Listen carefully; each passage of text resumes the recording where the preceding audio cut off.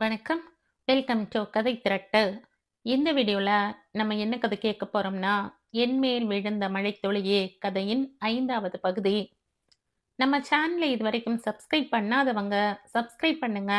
பக்கத்தில் இருக்கிற பெல் ஐகானை கிளிக் பண்ணி ஆல்ங்கிற ஆப்ஷனை ப்ரெஸ் பண்ணுங்க. ஸோ தட் நான் போடுற கதைகளை உடனுக்குடனே நீங்கள் கேட்கலாம். வாங்க கதைக்குள்ளே போகலாம். ஏதோ என் ஃப்ரெண்ட்ஸ் பற்றி கேட்டுக்கிட்டு இருந்தீங்க, ஜெயாவிடம் கேட்டாள் மலர்விழி. ஆ, அவங்கள யாருக்காவது கல்யாணம் ஆகிட்டா மலர்? என் ஸ்கூல் ஃப்ரெண்ட்ஸ் எல்லாருக்குமே கல்யாணம் ஆகிட்டது. காலேஜ் இப்பதான் முடிஞ்சது இல்லையா? காலேஜ் ஃப்ரெண்ட்ஸுக்கும் இனி வரிசையா இருக்கும். ஏன் அண்ணி? திருமணத்திற்கு முன்னே ஜெயாவை அண்ணி என்று அழைத்து பழகி இருந்த மலர்விழிக்கு இப்பொழுது அதை திடும் என மாற்ற முடியும் என்று தோன்றவில்லை. ஆக கல்யாணமான ஃப்ரெண்ட்ஸ் கூட பழக்கம் இல்லை என்ன மலர்? மலர்விழிக்கு ஜெயா என்ன சொல்ல வருகிறாள் என புரிந்துவிட்டது. குழந்தை மிரண்டு போயிருக்கிறாள் என இவளை பற்றி வசீகரன் சொன்ன வகையில் ஜெயா இவள் தாம்பத்தியத்திற்கு பயப்படுவதாக நினைத்து விட்டாள் என தெரிகிறது. வசீகரனை குறித்து அப்படி ஒரு உரையாடல் எழுவதை கூட மலர்விழியால் கற்பனை செய்ய முடியவில்லை. இந்த உரையாடலுக்கு முற்றுப்புள்ளி வைக்க வேண்டுமே. இல்லையே, என் க்ளோஸ் ஃப்ரெண்டுக்கு கல்யாணம் ஆகிட்டே. அப்படியா மலர்? உள்ளூர் தானா? இன்னைக்கு உங்க வீட்டுக்கு போறப்ப பார்க்க முடியுமா? அவ்வளவு தூரம்லாம் போக வேண்டாம் அண்ணி. வசீன்னு நீங்க கூப்பிட்டா விழுந்தடிச்சிட்டு வந்து நிப்பாக. ஒரு நொடி ஜெயாவுக்கு ஒன்றும் புரியவில்லை. புரிந்த நொடி வாய் விட்டு சிரித்தாள். சரியான வாலினி. அவன்தான் க்ளோஸ் ஃப்ரெண்டாமா? ஆமா. உண்மைதானே? அவனிடம் பேச முடிந்த அளவிற்கு வேறு யாரிடம் இவள் மனம் விட்டு பேச முடியும்? ஜெயாவுக்குமே தன் தம்பி காலையில் அமர்ந்திருந்த நிலை குறித்த கவலை காணாமல் போனது. மலர்விழி சின்னவள் என்றாலும் புத்திசாலி, புரிந்து கொள்வாள். தம்பியின் அன்பும் சாமான்யமானது இல்லை. ஒரே நாளில் கணவனை நண்பனாய் பார்க்க செய்வது என்றால் இனி இவர்களுக்கு நடுவில் இடையிடக்கூடாது என முடிவு செய்து கொண்டாள் ஜெயா. பதறிப்போய் உரையாடலை ஒட்டு கேட்டு கொண்டிருந்த வசீகரன் வானத்தில் பறந்தான். ராஜபாளையத்தில் இருந்து கரிவலத்தில் இருந்த மலர் வீட்டுக்கு போய் சேர்ந்தார்கள் தம்பதியினர். வீட்டில் நுழைந்த நேரத்தில் இருந்து, மலர்கண்ணா, மாப்பிள்ளைக்கு இதை கொடு, மாப்பிள்ளைக்கு அதை செய், மாப்பிள்ளைக்கு அது பிடிக்குமான்னு கேளு, மாப்பிள்ளைக்கு இது இருக்கான்னு பாரு, இங்க உனக்கு என்ன வேலை, போய் அவரை கவனி என ஒரே அவன் புராணம். முந்திய நாள் வரை இவள் வீட்டிற்கு வந்தால் இந்த வரவேற்பு இவளுக்குத்தான் கொடுக்கப்படும். இந்த ஒரே நாளில் இவள் அந்நியமாகி போனாளே. மனமொத்த கணவனுடன் தாய் வீடு வந்திருந்தால் அவள் அவர்களை விடவும் அதிகமாக கூட அவனை கவனித்திருப்பாள். இப்படி அனாதையாய் உணர்ந்திருக்க மாட்டாள். இப்பொழுது மனம் வலிக்க வலிக்க அவள் அறை கட்டிலில் சுருண்டாள். ஏய் மண்டுமொழி, ஃபுல் நைட்டும் தூங்கலையா? ஹீரோ சார் கைங்கரியமா இப்படி படுத்துட்ட? இது புரியாம அங்க அம்மா உன்னை முறைச்சு வையிங். உன் ஹஸ்பண்டுங்கிற கைப்பிள்ளையை தனியா விட்டுட்டு வந்துட்டியா? துள்ளியபடி வந்தது இவள் தங்கை பொற்கொடிதான். அப்பா அம்மா மீது காட்ட முடியாத கோபத்தை தங்கையின் மேற் காட்ட முடியுமே. காட்டினாள் மலர்விழி. சுள்ளென எரிந்து விழுந்தாள். என்னடி வாய் நேழுது? வயசுக்கு தக்க பேசு. ஒழுங்கா போய் படிக்கிற வேலையை பாரு. ஆனால் அவள் அதை சட்டை செய்யவே இல்லை. மண்டு, உன்ன மாதிரிலாம் புத்தகத்தை கட்டிட்டு அலைய நமக்கு இஷ்டம் இல்லப்பா. அதோட நான் இப்ப சின்ன பிள்ளை இல்லை. எனக்கும் ப்ரமோஷன் ஃபிக்ஸ் ஆகிட்டு. மேரி ஃப்ரெண்ட்ஸ் சாம் மாட்டிஃபையிங் யூனோ. விஷயம் புரிய இன்னும் வெறுப்பாய் வந்தது. இவள் கல்யாணத்தில் இந்த வீடு மாட்டி இருக்கும் நிலை போதாதாமா? 17 வயதில் இந்த குழந்தை தங்கைக்கும் கண்டிப்பாக கல்யாணம் செய்து வைக்க வேண்டுமா? இதற்குள் அம்மா இவளை தேடி வந்திருந்தார். ஆமா பாப்பா, முன்னாடியே சொல்லிக்கிட்டு இருந்த இடம்தான். இப்ப உன் கல்யாணத்தப்ப சின்னவளை பார்த்தாங்களா? ஏற்கனவே உன் கல்யாணம் முடியவும் அவளுக்கு பார்க்கறதா சொந்தக்காரங்க கிட்ட எல்லாம் சொல்லி இருந்தது தானே. மாப்பிள்ளை வீட்டுக்கு பிடிச்சு போச்சுன்னு நேத்து கிளம்புறப்பவே சொல்லிட்டு போயிட்டாங்க. நல்ல இடம். அம்மா, அவளை படிக்க வைங்கம்மா. சும்மா இப்படி எதிரும் புதிருமா பேசக்கூடாது பாப்பா. அதுவும் இப்ப கல்யாணம் வேற ஆகிட்டு கொஞ்சமாவது பெரிய மனுஷி மாதிரி யோசி. நீ படிக்கணும்னு கேட்ட, உங்க அப்பா செய்து கொடுத்தாங்க. அவ முகத்தை பாரு, இது படிக்க போற மொழியா? அம்மா, சினுங்கினாள் இளையவள். எல்லாருக்கும் பிடிச்சிருக்கு. நம்ம பக்கம் எல்லார் வீட்லயும் இந்த வயசுல செய்யறது தான். பிறகு என்ன? இப்பதான் ஒரு கல்யாணம் முடிஞ்சிருக்கு. முதல் கல்யாணம் மாதிரி விமர்சையா செய்ய இன்னும் கொஞ்ச நாள் வேணும்னு அப்பா சொல்லியிருக்காங்க. அதுக்குள்ள இவளுக்கு சமைக்க கத்துக் கொடுக்கணும். உன் மாப்பிள மாதிரி எல்லாரும் இருப்பாங்களா? சமைக்க ஆள் பார்த்து வச்சிருவேன். உங்க பொண்ண அடுப்படி சூட்ல விடாதீங்கன்னு சொல்ல. இப்பொழுது இவளுக்கு பக் என்றது. இந்த வசீகரனை விவாகரத்து செய்ய போகிறேன் என்று சொன்னால் இவள் வீட்டில் எப்படி ஒத்துக்கொள்வார்கள்? தலைவலி, உடனடி ஆஜர். இரவெல்லாம் அழுது சிந்தனையில் வெடித்திருந்தது தலை. அம்மா, நைட்டெல்லாம் தூங்கலம்மா, கொஞ்ச நேரம் தூங்கணும். அம்மா முகத்தில் கூடுதலாய் ஒரு முறுவல். ஆனாலும் நீ சில விஷயத்துல இன்னும் சின்ன பிள்ளைதான் பாப்பா. என்ன பேசணும், எதை ஆரிட்ட பேசலாம், பேசக்கூடாதுன்னு ஒன்னும் தெரியல பாவம். மாப்பிள்ளை தான் எப்படி சமாளிக்க போறாரோ.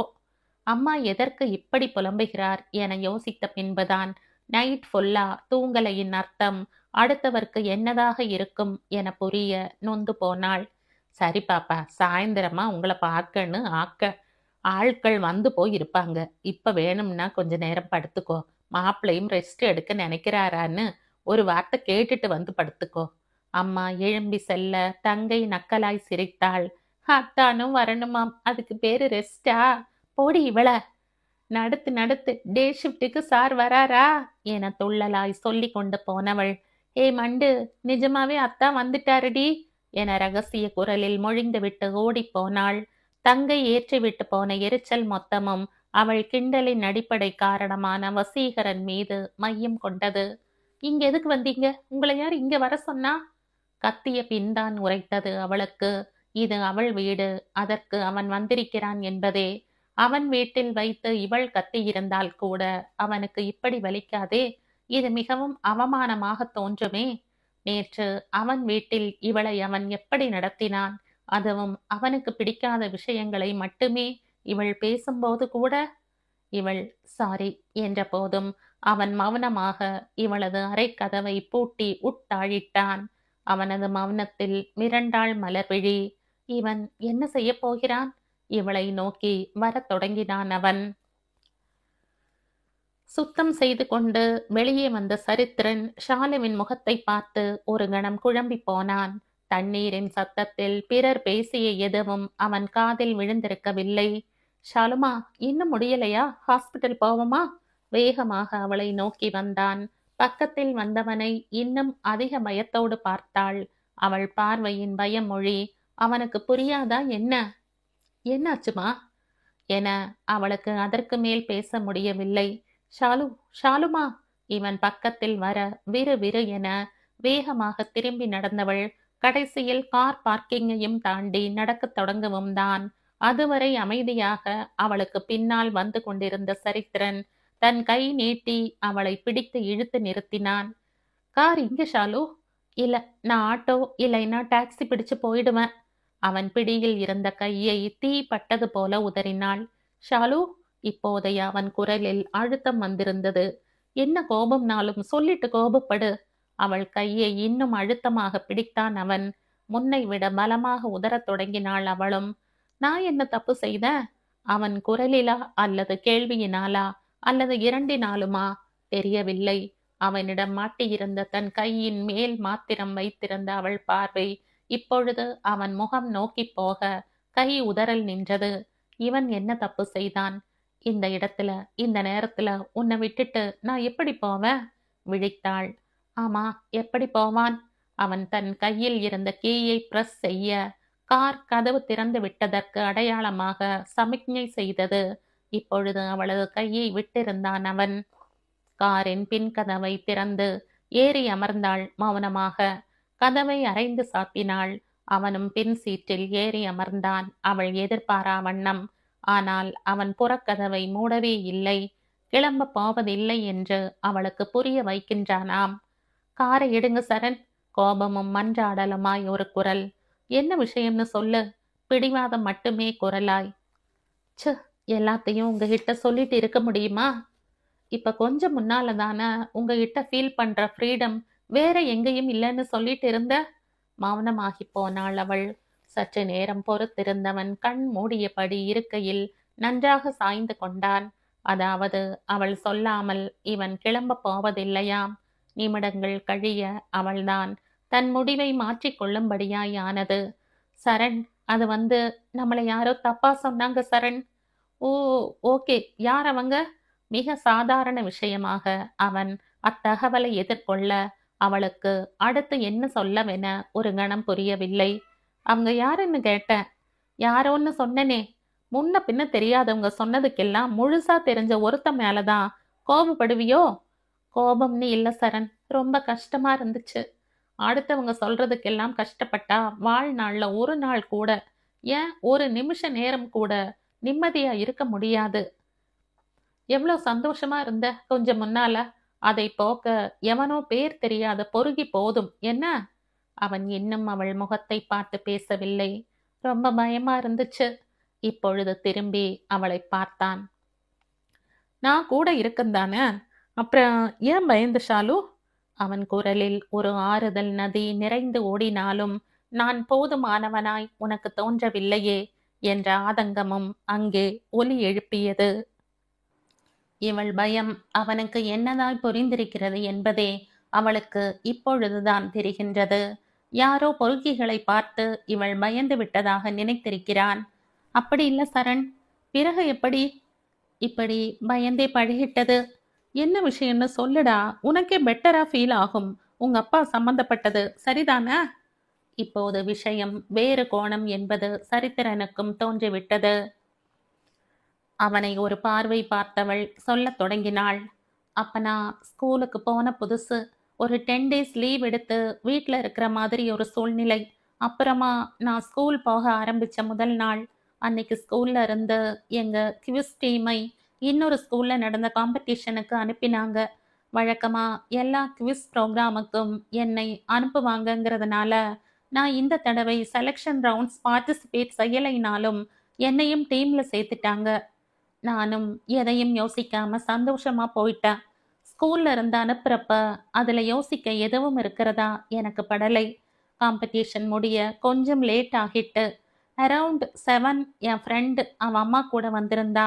அந்த ஆன்டி தான் இருட்ட ஆரம்பிச்சிட்டு, தனியா போகாத, இவங்க வீடு உங்க வீட்டு பக்கம்தான், கூட போன்னு அந்த ஸ்கூல் சார் ஒருத்தங்க கூட அனுப்பி வச்சாங்க. நடந்துதான் வந்தோம், கொஞ்ச நேரம்தான். அதுக்குள்ள அப்பா ஸ்கூல்ல விசாரிச்சு என்னை தேடி அங்கேயே வந்துட்டாங்க. எனக்கு அப்பா காரை பார்க்கவும் சந்தோஷமா இருந்தது. ஆனா அப்பாவோ அப்படியே காருக்குள்ள இழுத்து போட்டுட்டு வீட்டுக்கு வந்து அடி பின்னிட்டாங்க. எனக்கு முதல்ல எதுக்கு ஏன்னு ரொம்ப நேரம் புரியவே இல்லை. என் பக்கம் என்ன தப்புன்னே புரியல. அதோட விட்டிருக்கலாம். மறுநாள் என் அத்தைட்ட போய் இதை என்னன்னு கேளுங்கன்னு சொல்லி மொத்த குடும்பமும் உட்கார்ந்து தோண்டி துருவி கேள்வி கேட்டு எனக்கு அட்வைஸ் செய்தாங்க பாருங்க.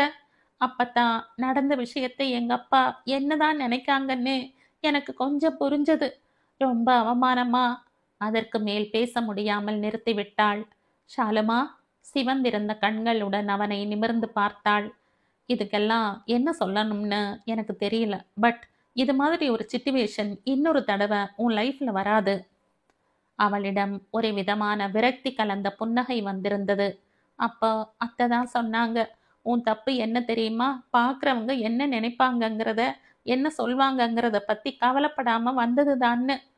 அதுல இருந்து என்னை பத்தி யார் என்ன நினைப்பாங்கங்கிறதே எனக்கு பெரிய பயமா ஆயிடுச்சு. அதோட விஷயம் அங்க முடியல. அப்புறம் என்னைக்குமே ஒரு 2 நிமிஷம் நான் லேட்டா வந்தாலும் அடி உத விசாரணை கமிஷன்னு கதை போயிட்டே தான் இருந்தது. இங்க வர்ற வரைக்குமே. நான் அட்டன் செய்த லாஸ்ட் காம்படிஷன் அதுதான். ரேயுக்கு மட்டும்தான் அப்புறம் ஸ்போர்ட்ஸ் பெர்மிஷனே.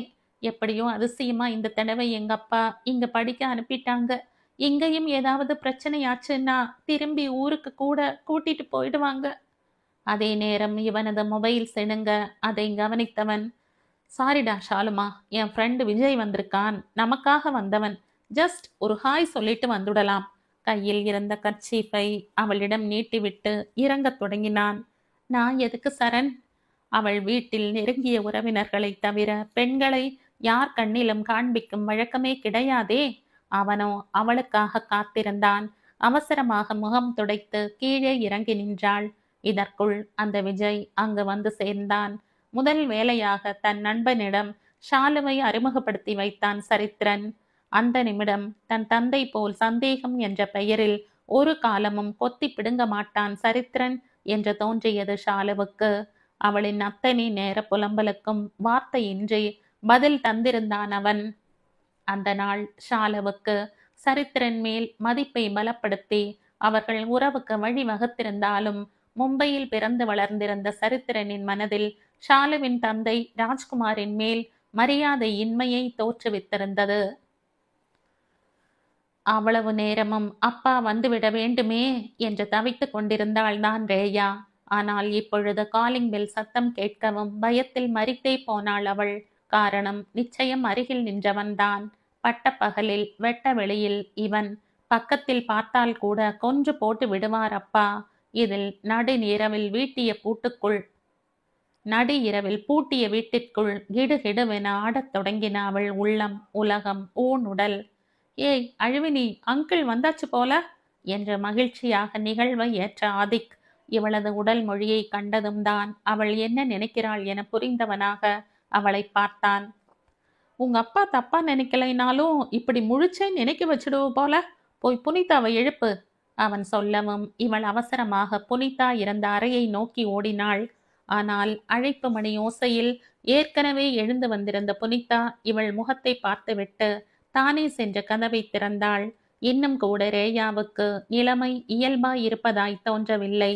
ஆனால் கதவை திறந்ததும் கண்ணில் பட்ட புனிதாவை பார்த்து உச்சக்கட்ட நன்றி உணர்ச்சியை மொழியிலும் முகபாவத்திலும் காட்டியபடிதான் ராஜ்குமார் உள்ளே நுழைந்தார். ரொம்பவும் நன்றிமா. தம்பி காரை வெளியே பார்க்கவும் தான் நிம்மதியாச்சு. கஷ்டம் பார்க்காம வந்து இத்தனை மணி வரைக்கும் கூட இருந்ததுக்கு தேங்க்ஸ் ஆதிக். புனிதாவிடமும் அவளை தொடர்ந்து ஆதிக்கிடமும் அப்பா இயல்பாய் நன்றி பாராட்டி கொண்டு போக ரேயா குழம்பி போனாள். ஒருபுறம் என்றால் மறுபுறம் அப்பாவுக்கு ஆதிக்கை பிடிக்கும் என்ற ஒரு நினைவு அவளுக்கு சிறகிட்டது. முதல்ல உட்காருங்க அங்கிள் என்ற ஆதிக்கின் குரலில்தான் இயல்புக்கு வந்தாள் ரேயா. அவனோ அருகில் இருந்த வாட்டர் ஜாரில் இருந்து தண்ணீர் ஊற்றி கொடுத்தான் அவளது தந்தைக்கு. அப்பொழுதுதான் அப்பா எவ்வளவு களைப்படைந்திருக்கிறார் என்பதே அவள் கண்ணில் பட்டது. சட்டை வேறு கையில் ஒரு கோடாக கிழிப்பட்டிருந்தது. வேக வேகமாக போய் ஒரு டவலை எடுத்து வந்து அப்பாவிடம் நீட்டினாள். குளிச்சுட்டு வரீங்களாப்பா, பெட்டரா இருக்கும். அப்பா இவள் முகத்தை ஒரு பார்வை பார்த்துவிட்டு டவலை வாங்கி கொண்டார்.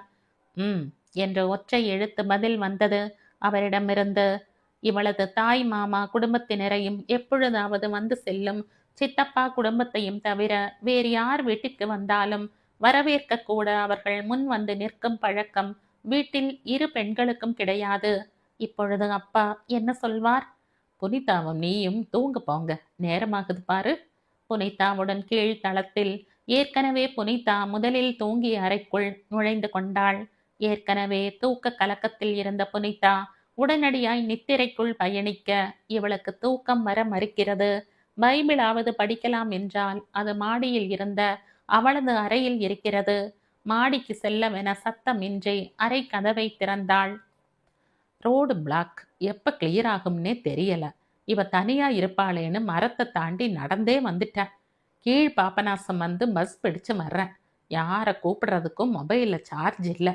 அங்கே கடையெல்லாம் கூட மூடிட்டாங்க. மலை பாதையில் புலியும் கரடியும் அதிகம். அதான் கையில் ஒரு கம்பு இருக்கணும்னு பக்கத்தில் இருந்த புதரில் குச்சி உடைச்சேன். கையை ஏதோ கிழிச்சு விட்டுட்டு. அப்பா ஆதிக்கிடம் பேசி கொண்டிருப்பது கேட்கிறது. இவளுக்காக புலிகளுக்கு மத்தியில். முன்னமே ஒரு வார்த்தை நீங்க வீட்டில் சொல்லி இருக்கலாம் அங்கிள், எல்லாருமே டென்ஷன் ஆகிட்டோம். ஆதிக் இவள் பெயரை அப்பாவிடம் சொல்ல மாட்டானோ? சீக்கிரம் வீட்டுக்கு வந்துடுவேன்னு நினைச்சேன். இப்படி ஆகும்னு நினைக்கல. இல்லைனாலும் தினமும் உங்க ஷெட்யூலை வீட்டில் சொல்லி வைக்கணும் அங்கிள். உங்களை கான்டாக்ட் செய்யறதுக்காக உங்களை பத்தி டீட்டெயில் கேட்டால் வீட்டில் உங்களை பத்தி எதுவுமே தெரியல. நாளைக்கு வீட்டில் உள்ளவங்களுக்கு ஏதாவது அவசர தேவைன்னா கூட நீங்க எங்க இருக்கீங்கன்னு தெரிஞ்சிருக்கணும் இல்லையா? அப்பா சில நொடி மௌனமாகி போனார். கோபமா அவனை எதுவும் சொல்லி விடுவாங்களோ? ரேயாவுக்கு திக் திக் என்று இருந்தது. என்னமோ உங்ககிட்ட சொல்லலாம்னு படுது. அப்பா ஆரம்பிக்கும் போது ஏதோ சாதாரண விஷயம் என்றுதான் ரேயா நினைத்திருந்தாள். என் 5 வயசுல என் அம்மா இறந்துட்டாங்க. அப்ப இருந்து நான் ஹாஸ்டல் தான். குடும்பம்னா கிட்டத்தட்ட எனக்கு என்னன்னே தெரியாது.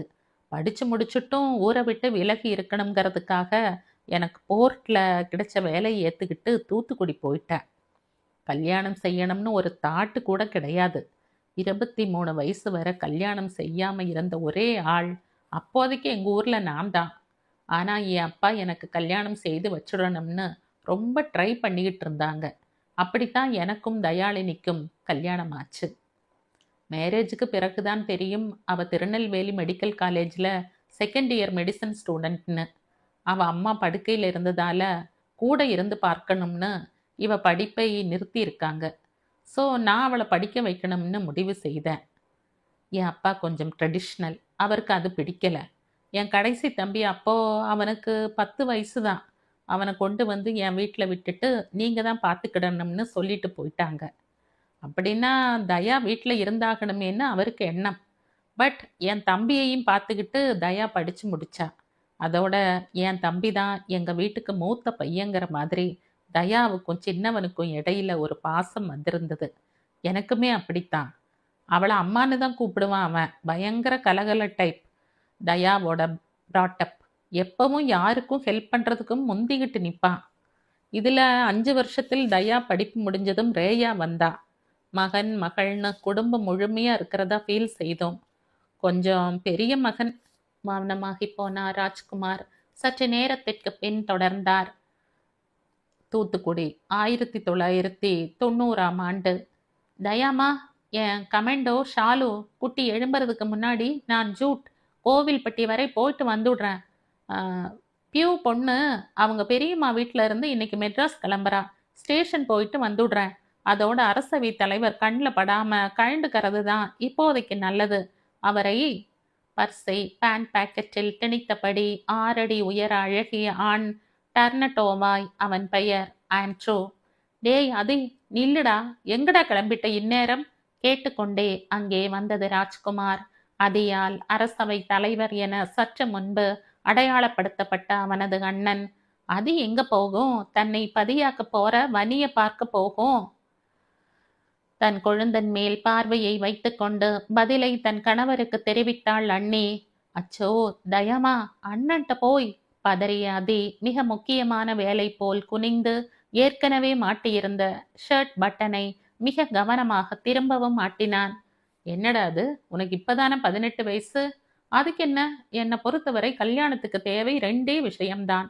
ஒன்று காதல், இன்னொன்று கல்யாணம் செய்கிறவளை பார்த்துக்க தேவையான பணம், வர அளவு வேலை. முதல்ல உள்ளது ஏற்கனவே நிறைய இருக்குது. 4 வருஷம் கழிச்சு நான் டாக்டர். டாக்டர் யாரும் சாப்பாட்டுக்கு இல்லாமல் தெருவில் நின்னாங்கன்னு கிடையாது. ஸோ யார் உதவியும் இல்லாமல் அவளை லட்டா பார்த்துப்பேன். அதோட அப்போ என் வயசும் 23.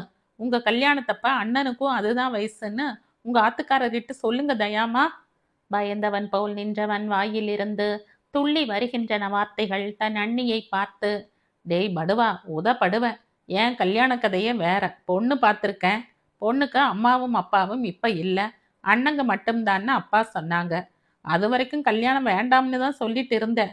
ஏதோ ஒரு அம்மா இல்லாத பொண்ணு அண்ணன் அண்ணிங்கிற ராட்சச கும்பல்ல மாட்டிக்கிட்டு கஷ்டப்படுது போலையேன்னு காப்பாத்த நினைச்சு தலையை ஆட்டி வச்சேன்.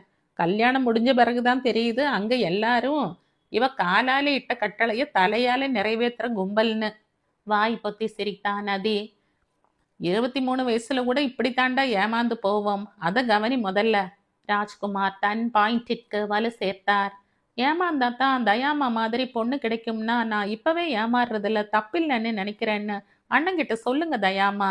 ஏண்டி இவன் இந்த வரத்து வாரா?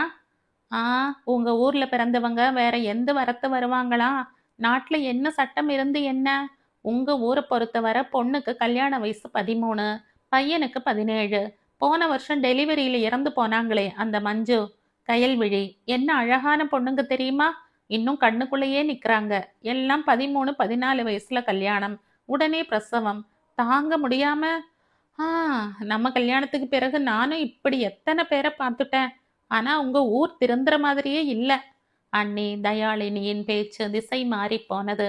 உங்க ஊர்ல இருந்து கல்யாண பத்திரிகை வர்றப்பவெல்லாம் தோணும் பேசாம இவங்க மேல போலீஸ் கம்ப்ளைண்ட் கொடுத்தால் என்னன்னு. ஆனா ஆதி குடும்பம்னு உங்க வீட்டுக்கு தான் முதல் பத்திரிகை. முன்ன நின்னு நடத்த வேண்டியது உங்க அப்பான்றப்ப வாயை மூடிட்டு நிக்க வேண்டி இருக்குல்ல. இதுக்காகலாம் இது சும்மா விடக்கூடாது தயாமா. இவ்வளவு நாளும் மஞ்சு விஷயம் இதுதான்னு எனக்கு தெரியாது. இருக்கு இந்த தேவகுலத்தான்களுக்கு.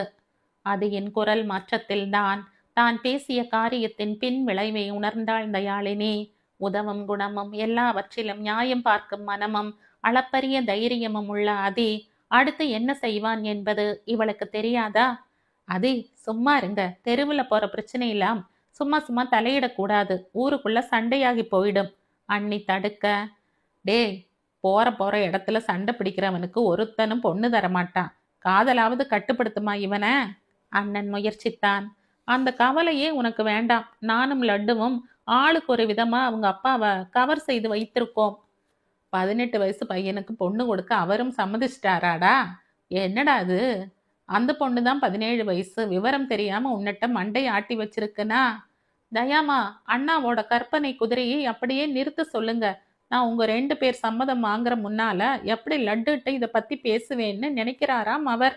இன்னைக்கு தான் லட்டுட்ட இதை பத்தி பேச போறேன். அப்புறமா அவங்க அப்பாட்ட பேசணும்.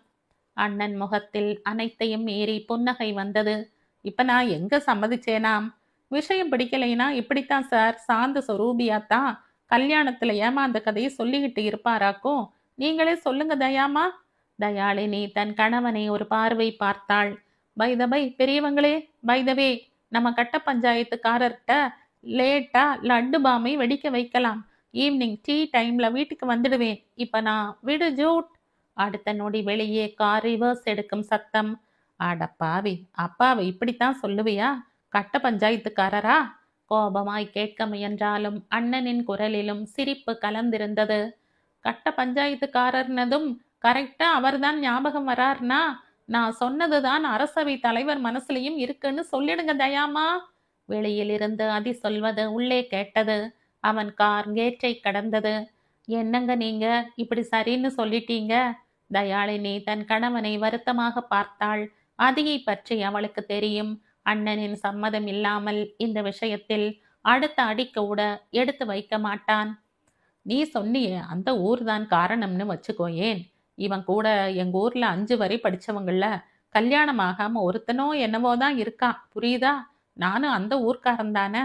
அறிவுக்கு இது தேவையில்லைன்னு பட்டாலும் மனசுக்கு இது இயல்பா தோணுது போல.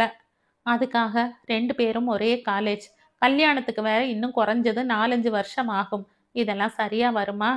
அதெல்லாம் ஒன்றும் பிரச்சனை ஆகாது. என்னட்ட சொல்லாம அந்த பொண்ணுகிட்ட சொல்லக்கூடாதுன்னு நினைக்கிறவன் கல்யாணத்துக்கு முன்னால கோடு தாண்டக்கூடாதுன்னு நினைப்பான். நாம நியாயம்னு நினைக்கிற எல்லாத்தையும் நம்மளால கடைபிடிக்க முடியுதா என்ன? அவன் நினைச்சாலும் அதை செய்ய முடியணுமே. அதோட அது மட்டும்தான் பிரச்சனையா? என்னமோ மனசுக்கு உறுத்தலா இருக்குது. அதெல்லாம் கெட்டதா ஒன்றும் ஆகாது. இப்படியாவது இவன் ஊர் வம்புக்கு போறதை நிறுத்தினா சரி. பாரு, அந்த தேவகுலம் கல்யாண விஷயத்த மறந்துட்டான் பாரு. அடுத்த வாரம் தகவல் வருகிறது. ஊரில் நடக்க இருந்த ஒரு 14 வயது பெண்ணின் திருமணத்தை குறித்து காவல்துறையிடம் கம்ப்ளைண்ட் செய்திருந்தான் அதி. திருமணம் நின்றிருந்தது. அதுதான் அதி. அடுத்து அவன் படு சந்தோஷமாகத்தான் மெட்ராஸ் கிளம்பி போனான். தொடர்ந்தா ராஜ்குமார். அங்க போயும் சந்தோஷமா இருக்கிற மாதிரி தான் பேசிட்டு இருந்தா.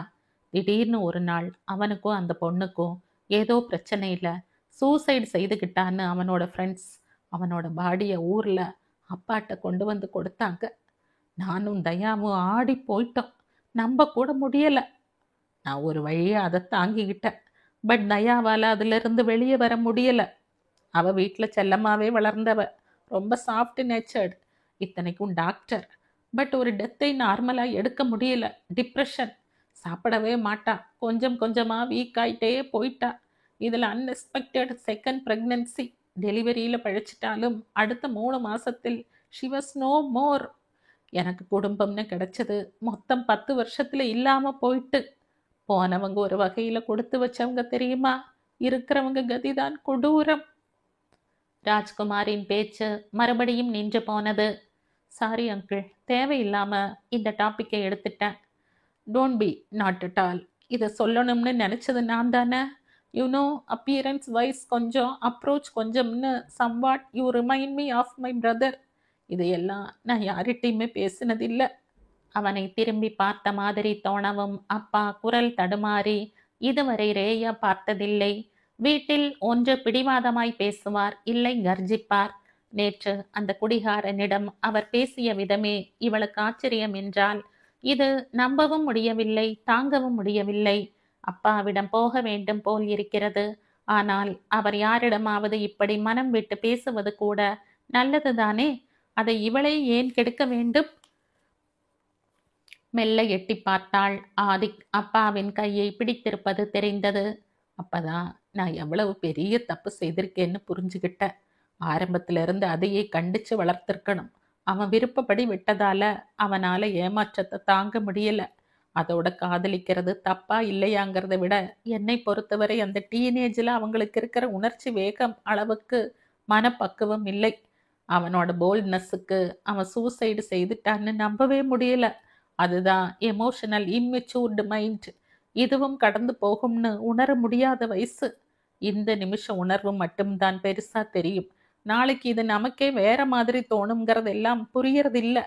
இன்னைக்கு வலிக்கிற மாதிரியே நாளைக்கு வலிக்காது. மனம் பழையபடி சந்தோஷமாகிடும்னு நினைக்க தெரியாத வயசு. அந்த வயசுல அவனுக்கு நான் காதலுக்கு சம்மதம் கொடுத்து வச்சிருக்கேன். அவன் காதல் அவனை மட்டுமில்ல, எத்தனையோ பேரை அழிச்சிட்டது. எல்லா வகையிலும் அழிவை மட்டும்தான் கொண்டு வந்திருக்கு அதியோட காதல். எல்லாத்துக்கும் காரணம் நான் அவனை வளர்த்த விதம் சரியில்லை.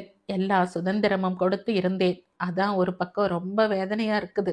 மறுபக்கம் இன்னும் நான் மட்டும் தனியா இருந்து வளர்க்க வேண்டிய 2 குழந்தைங்க என் கையில. ரொம்பவும் பயந்துட்டேன். என் பொண்ணுங்களுக்கும் அந்த நிலை வந்துடக்கூடாது. அதோட தயா வீட்டில் மாதிரி இவங்களை ரொம்ப இமோஷ்னலி பாண்டடா வளர்க்க கூடாதுன்னும் தோணிட்டு. தயா மாதிரியோ அதி மாதிரியோ இவங்களுக்கும் எதுவும் ஆகிடக்கூடாதுன்னு பயம்.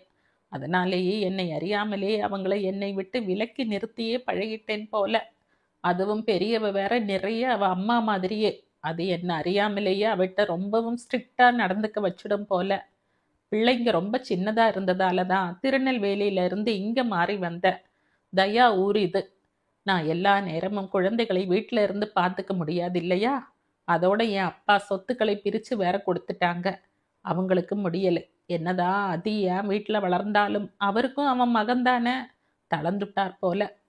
ஆக அந்த சொத்தையும் பார்த்தாக வேண்டிய நிலை. அதுக்காகவே போர்ட் வேலையை ரிசைன் செய்துட்டு தூத்துக்குடியில் இப்போ உள்ள ஷிப்பிங் பிஸ்னஸ் ஆரம்பிச்சேன். நான் வீட்டில் இல்லாத நேரம் குழந்தைகளை ஆள் வச்சு பார்த்தாலும் நம்பிக்கையான சொந்தக்காரங்க வேணுமே அந்த ஆட்களை கண்காணிக்கிறதுக்காவது. நான் வர்ற வரை தயா அண்ணங்க வீட்டில் தான் பிள்ளைங்க இருப்பாங்க.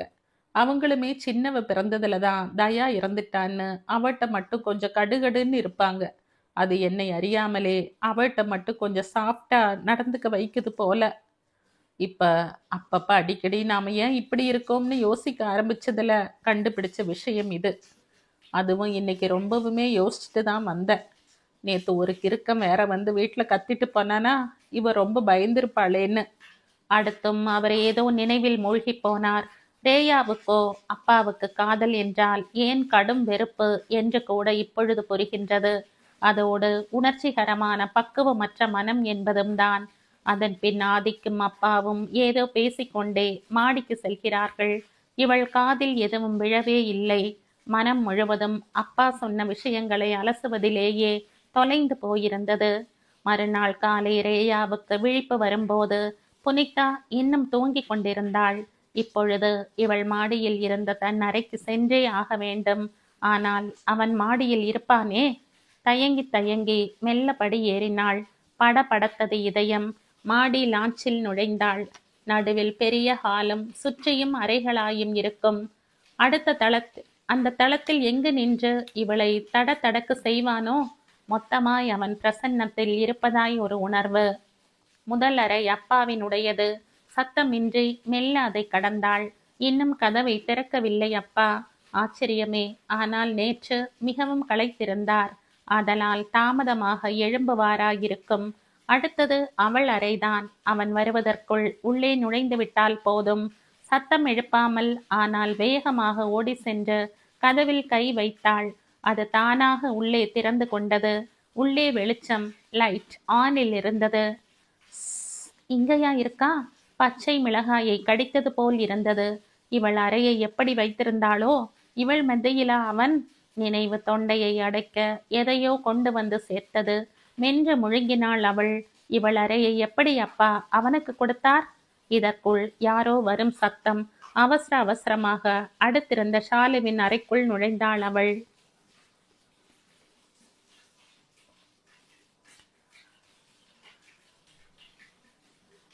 இந்த கதையின் தொடர்ச்சியை அடுத்த பதிவில் கேட்கலாம். நன்றி.